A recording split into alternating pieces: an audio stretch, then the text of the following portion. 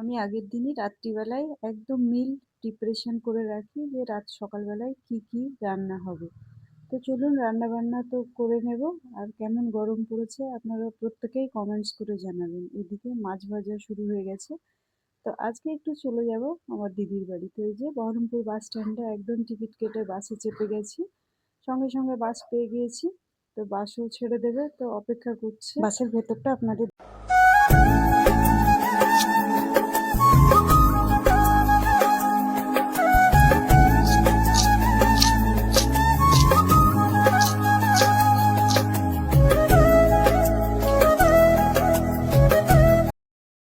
প্রচুর গরম, তো জানালার দিকেই সিট আছে, তবুও খুব হাতে রোদ লাগছে। তো যাই হোক, রাস্তায় চলাফেরা করতে গেলে তো এগুলো মানে জীবনে ঘটতেই থাকবে। তো এই যে দেখুন দিদির বাড়ি পৌঁছে গেছি। তো গিয়ে এই যে সবাই মিলে আনন্দ মজা, দিদির মেয়ে, দিদির নাতনি, আমার ভাইয়ের বউ, তার ছেলে মেয়ে, আর এই যে এটা দিদির নাতনি, একে সাজানো হচ্ছে। আর ওটা আমার ভাইয়ের বউ। আর ও সেই গরমে এসি চলছে তবুও ব্যস্ত। তো যাই হোক, ওখানে একটু আনন্দ মজার পরে আবার ফিরে এসে একটা জায়গায় চা খেতে দাঁড়ালাম। এটা আমার মা। চাটা খেয়ে ফিরে এসেছি, চলে গেলাম বহরমপুরে শুরু হয়েছে ঢপ দিয়ে চপ খাওয়া যায়। তো আমিও চলে গেলাম ঢপ দিয়ে চপ খেতে। তো এখানকার অ্যাম্বিয়েন্সটা ভীষণ সুন্দর। আপনার ঢপ দিলেই চপ চলে আসবে, পে করতে হবে না। না, পে করতেই হবে, ট্যাগের টাকা খরচ করে আপনাকে খেতে হবে। তো পুরো ঢপের চপ রেস্টুরেন্টটা আপনাদের দেখিয়ে দিলাম। আর আমি কি কি খেয়েছি দেখুন, পুরোটাই আপনাদের দেখাচ্ছি। চাউমিন খেয়েছি, তার সঙ্গে ছিল চিলি চিকেন। আর এটা হচ্ছে বিশেষ করে চপ স্পেশাল। তো বিভিন্ন রকমের চপ ছিল, ভীষণ সুন্দর, ভীষণ টেস্টি। প্রচুর এখন নতুন হয়েছে, আর এখন তো ফুড ব্লগাররা আসবেই। তো প্রচুর ভিড় হচ্ছে, ভীষণ ভালো লাগছে। কিন্তু ডেলি লাইফের আরও একটি ব্লগে সকলকে স্বাগত। তো আমি এটা পরের দিন ঘুম থেকে উঠে চা খেতে বসে গেছি। আমি এক কাপ দুধ চা খাই সকালবেলায়, না হলে আমার লেথার্জি ভাবটা কোনো মতেই কাটে না। তো ঘুম থেকে উঠেছি বলে দেখছেন একদম চোখ মুখ কেমন ফুলে ফুলে উঠেছে। তো এখন চাটা খেয়ে নেব।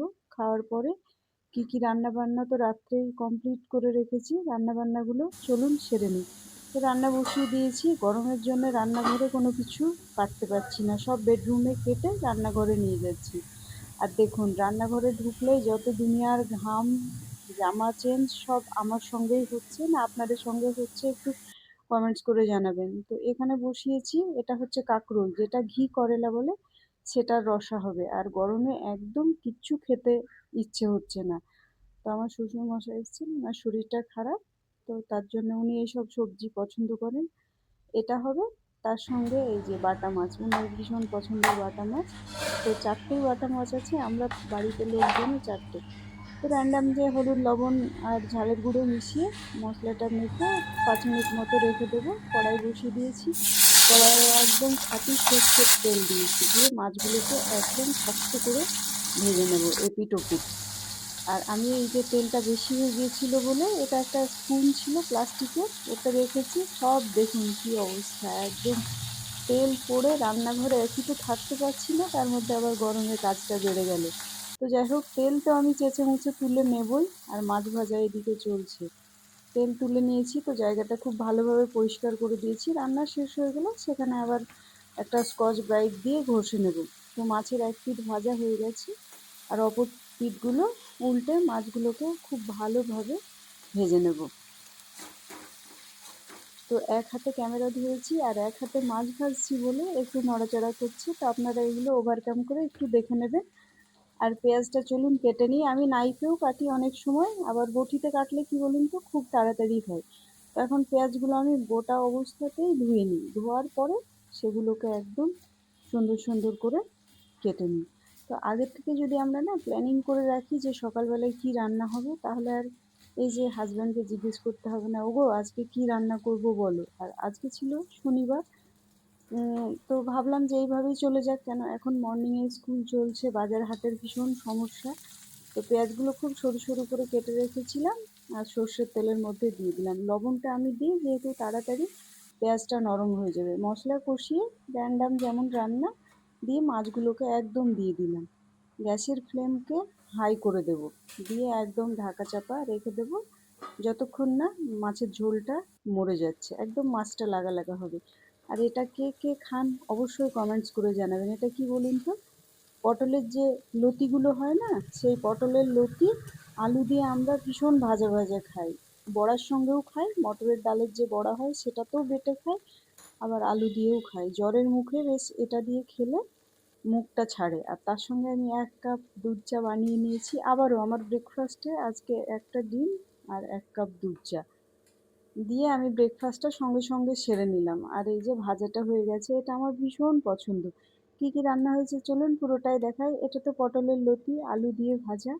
আর এখানে যে মাছটা রান্না করেছিলাম একদম ঝোল নেই, রসা রসাও নেই, শুকনো শুকনো পেঁয়াজ দিয়ে চচ্চড়ি। আর এখানে পটল আলুতে যেটা প্রেসার কুকারে হচ্ছিল এটার একটা তরকারি। আর এই দিকে হয়েছে কচু, পুঁইয়ের শাক, মাছের মাথা, মিষ্টি কুমড়ো দিয়ে। আর কাঁকরোলটা তো আপনাদের আগেই দেখিয়েছি। রান্নাবান্না কমপ্লিট, এবার ভাতটা বসিয়ে দিলাম। ভাতটা বসিয়ে নিয়ে আদার্স যে কাজ কাম আছে সেগুলো আমি সেরে নেব। তো তার মধ্যে কয়েকটা এই যে বাসন বাটি বেরিয়েছে, তো এইগুলো একদম ধুয়ে নিই। এখন আপাতত আমার কাছে কোনো হেল্পিং হ্যান্ড নাই, তাই চেষ্টা করছি যে নিজের কাজটা নিজেই করব। সারাক্ষণ বসে থাকা, মোবাইল কতক্ষণ দেখবো বলুন? তাই না? তো ভাবছি একটু একটু করে কাজ করি, তাতে টাইমটাও পাস হবে, মনটাও ভালো লাগবে।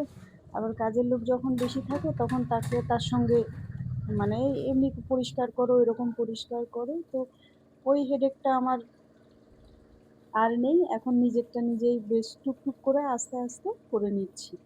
আর চায়ের হাঁড়িতে আমি চা ভীষণ কড়া খাই, তো এত দাগ পড়ে যায় মেজে মেজে এই অবস্থায় এসেছি। তো বাসন বাটিগুলো ধুয়ে নিলাম, রান্না হচ্ছে তার মধ্যে প্রচুর ধোয়াধুয়ি চলছে, তো জাস্ট এইটুকু ক্লিপ আপনাদেরকে দেখালাম।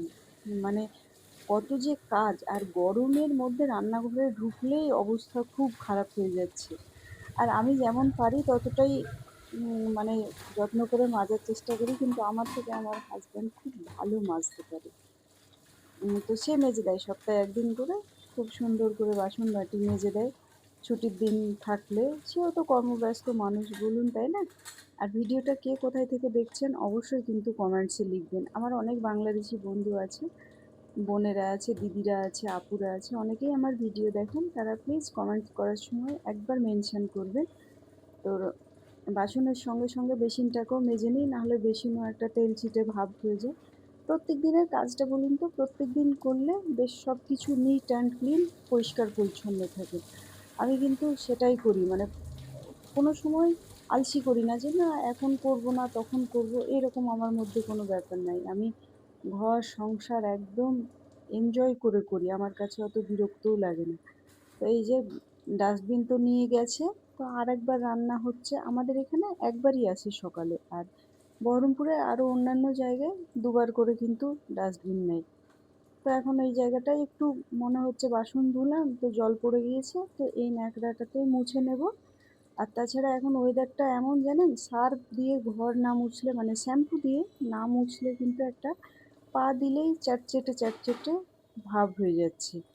তো এই ন্যাকড়াটা দিয়ে খুব ভালোভাবে রান্নাঘরটা মুছে নেব। আর রান্নাঘরের চিমনি চললেও প্রচুর ময়লা হয়, মানে মেঝেতে কেমন একটা স্টিকি ভাব। আপনাদের হয় কি জানি না, আমার তো মনে হয় যে পাটা চেপে চেপে চেপে চেপে লেগে যাচ্ছে। তো পুরো রান্নাঘরটাকে ভালোভাবে মুছে নিলাম।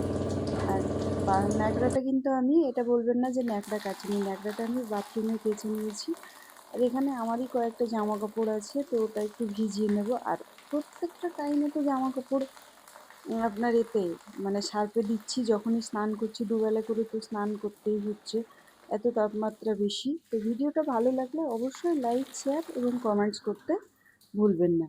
তো আমারই দু একটা জামা কাপড় এগুলো চেঞ্জ করে রেখেছি, তো এগুলোকে কেচে তারপর স্নান ধান করব। আর আজকে যেহেতু মহরমের রোজা, তো হাজব্যান্ড রোজা আছে, ওর রান্না বান্নার কোনো চাপ নাই। মানে রান্না তো হয়েই গেছে শ্বশুর শাশুড়ির জন্য, আর এমনি নর্মালি চাপ নাই, যা হবে বিকেল বেলাতে আবার একবার দেখা যাবে। তো বাথরুমে ঢুকেছি, দেখুন সেখানে গিয়েও আমার কি অবস্থা। আপনার কি আমার মতো ঘেমে যান বলুন তো, অবশ্যই কিন্তু বলবেন। তো আমি এখন জামা কাপড়গুলো কেচে নেব, কেচে নিয়ে এগুলো মেলে দেবো। মনে হচ্ছে যে যত পুরনো কাপড় আছে ওইগুলো যদি পরে থাকতে পারি, এর থেকে মনে হয় আরাম কোনো কিছুতেই নেই। তো এইগুলো কাচাকাচির পরে আর সেইভাবে কাজ নেই, আবার খাওয়া দাওয়া করব। একটু রেস্ট নেব, তারপরে বিকেল বেলায়। তো আর ভিডিওটা বেশি বড় করব না। ভালো লাগলে অবশ্যই লাইক, শেয়ার, কমেন্টস করবেন। আর দেখুন এক থালা ভাত নিয়ে বসে পড়েছি। এটা কিন্তু আমি বিকেল বেলায় ঘুম থেকে উঠে আপনাদেরকে দেখাচ্ছি। তো দেখা হচ্ছে নতুন আবার কোনো একটা ব্লগে। প্রত্যেকেই ভালো থাকবেন, সুস্থ থাকবেন। আমি এখন বিকেল 5:30 বাজছে তবুও উঠতে পারছি না। কিন্তু আমাকে উঠতে হবে যেহেতু বরমশাই রোজা আছে, তো তার একটু ইফতারের প্রিপারেশন করতে হবে। তো প্রত্যেকেই ভালো থাকবেন, সুস্থ থাকবেন। আজকের মতো